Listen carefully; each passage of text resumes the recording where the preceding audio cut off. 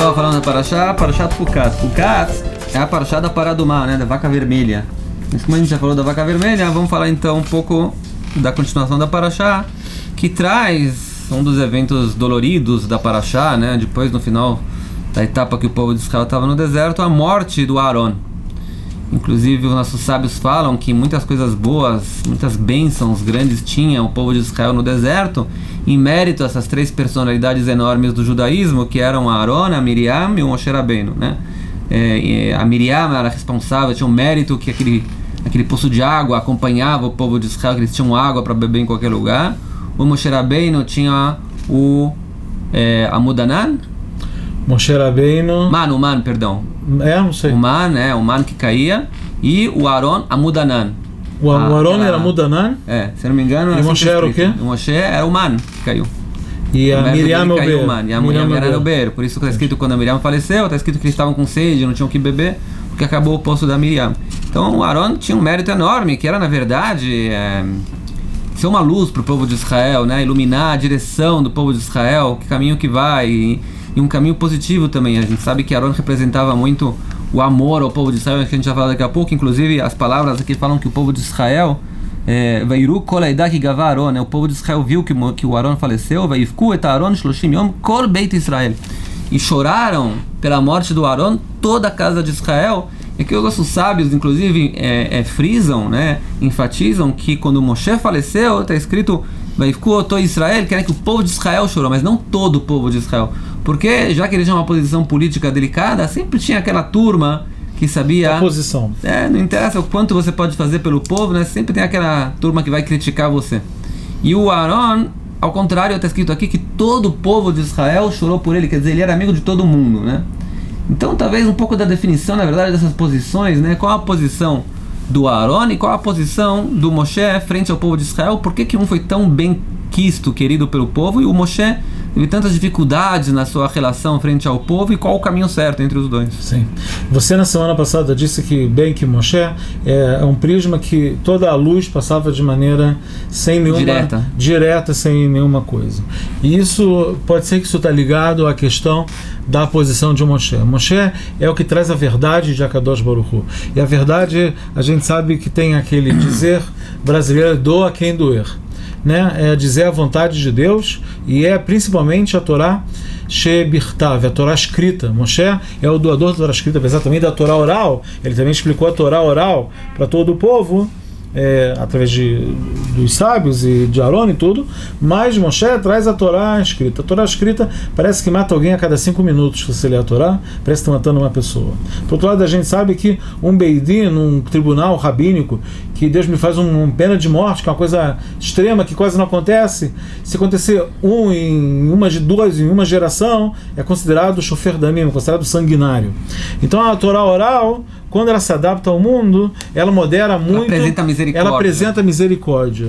E pode ser que isso está ligado. Na verdade, tem aquele famoso Midrash, né, que fala que Deus queria construir o mundo com a virtude da justiça, que é o que você está falando, né, que é a verdade pura, sem, como se fala, Viturim, sem nenhuma concessão. Sem nenhuma concessão. E ele viu que o mundo não vai poder se manter dessa maneira, então ele acrescentou ao mundo como se fosse um tempero de misericórdia. Misericórdia. Agora tem que entender isso. Isso é que a gente pode entrar. Isso é bom. Isso é um assunto bom que eu posso entrar dentro dele. Que você fala assim, tem a verdade, então agora tem a misericórdia, que na verdade a gente está parando as arestas. Sim? Como é que pode ser uma coisa dessa? Não dá para entender isso a princípio. Então tem que entender qual o pensamento está por trás dessa história. Qual é o mecanismo do mundo que, antes dessa verdade, o mundo não pode só pela verdade, o mundo tem que ter uma misericórdia também, e aí a coisa vai funcionar. Quer dizer, é o mundo com a verdade, mas 10% ao menos. O que a misericórdia faz? Então, a ideia da gente tem que entender que a misericórdia, ela não faz desconto, concessões à verdade. O que ela faz é o que a gente chama de... eu esqueci, existe um termo técnico português jurídico para isso, decurso de prazo. Decurso de prazo é o seguinte: existe o julgamento. Alguém fez alguma coisa e ele tem que ser julgado para aquilo.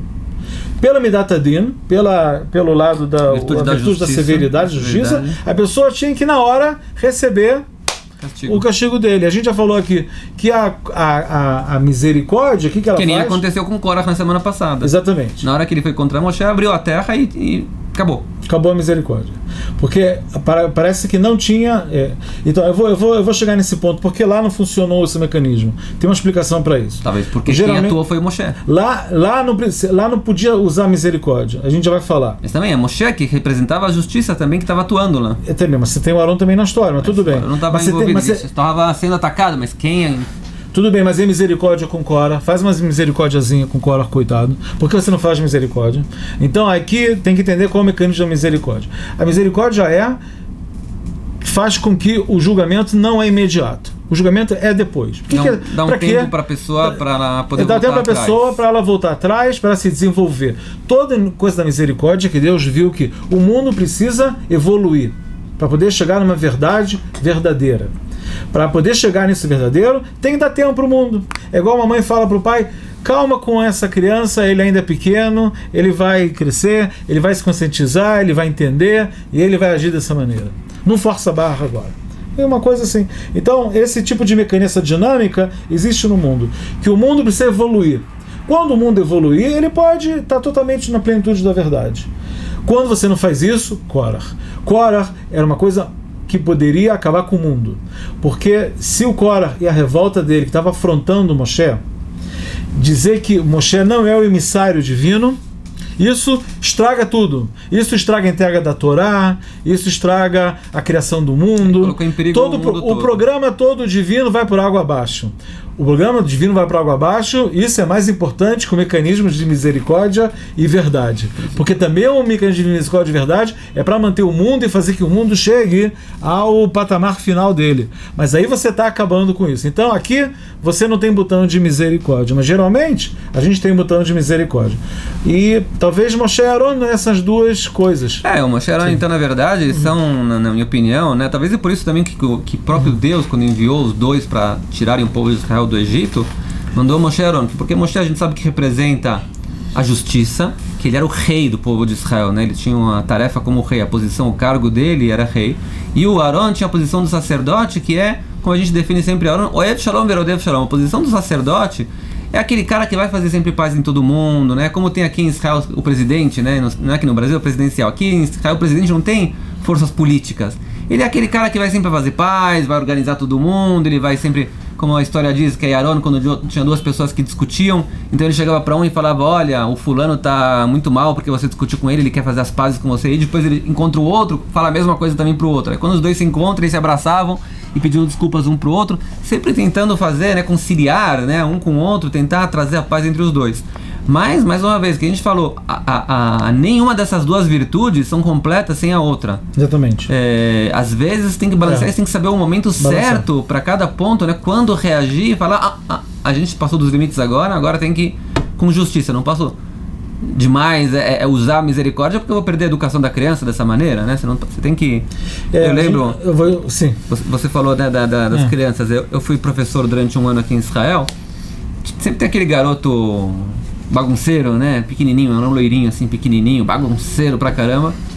E aí ele fazia bagunça o tempo todo, me deixava louco. E na prova, quando chegou na hora da prova, eu falei: bom, pelo menos na prova eu vou poder pagar pra ele pela mesma moeda, né? Vamos ver o que ele vai tirar, que nota ele vai tirar fazendo essa bagunça toda, né? Aí na prova dele tava assim, tava vazio, a prova toda tava vazia, não escreveu nada. No final da prova ele escreveu: ha, professor, eu não vou escrever prova nenhuma. Assim? Assim.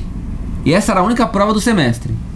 Então eu preparei os diplomas, 70, 80, 90, e o fulano, 0. O que eu posso dar para um garoto que escreveu? Nem tentou escrever, né? Ele tá gozando da tua cara também.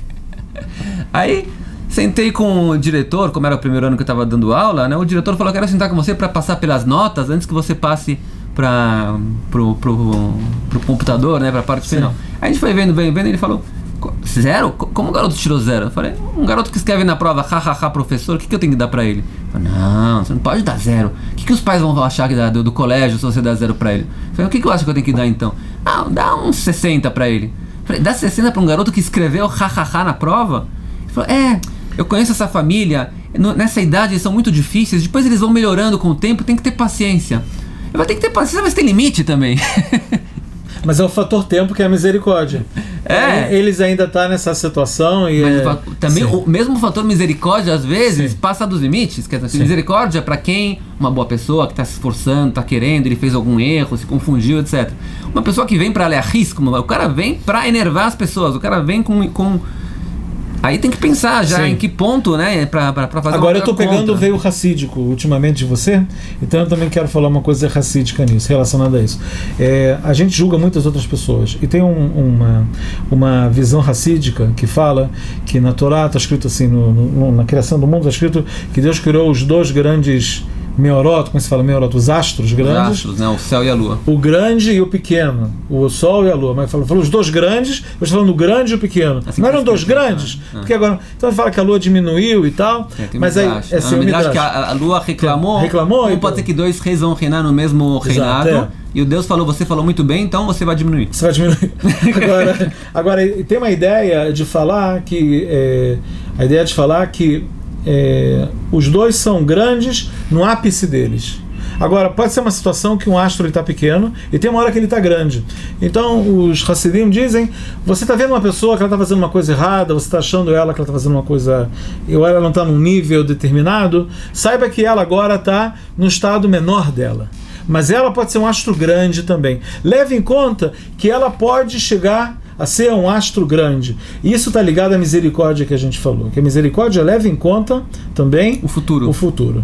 E não só é o cômputo geral da história para ser julgado. Semana passada, a gente falou que Deus teve misericórdia dos filhos de Cora, porque ele viu que vão sair deles pessoas muito importantes.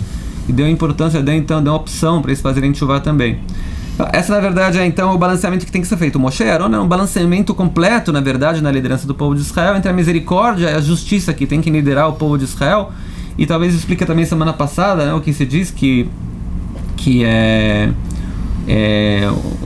o Rabbi do Chabad, Zichrono Libraha, ele também escreve, na verdade, que os sacerdotes representam a misericórdia e os Leviim representam a justiça. E é interessante que o Moshe era Levi realmente e o Aaron era sacerdote. E o que queria fazer, na verdade, o Korach, né, que a gente volta semana passada, ele fala, tá certo que eu sou levita, mas eu posso ser Cohen também. Quer dizer, eu quero ter o posto de Cohen também, misturar, né? Você mistura as coisas e aí a história não dá certa. Tem que deixar cada um no seu cargo. Tem a justiça, tem a misericórdia, cada um atua no seu ponto certo. Às vezes até é bom entre pai e mãe, às vezes a gente brinca com isso também, né? A mãe fala, se você continuar eu vou contar pro papai, né? Como quem dizendo, eu não vou te bater, mas se eu falar com o papai a história vai ficar feia. Então você usa às vezes também, né? Aquela... Jogar entre a justiça e a misericórdia para criança. Severidade e a misericórdia, sim. Não, se Deus quiser que a gente possa fazer o balanceamento certo entre justiça e misericórdia, que Deus especialmente tenha muita misericórdia de nós como filhos dele. Amém. E um Shabbat Shalom para vocês, até semana que vem, tudo de bom. Shabbat Shalom, escolha.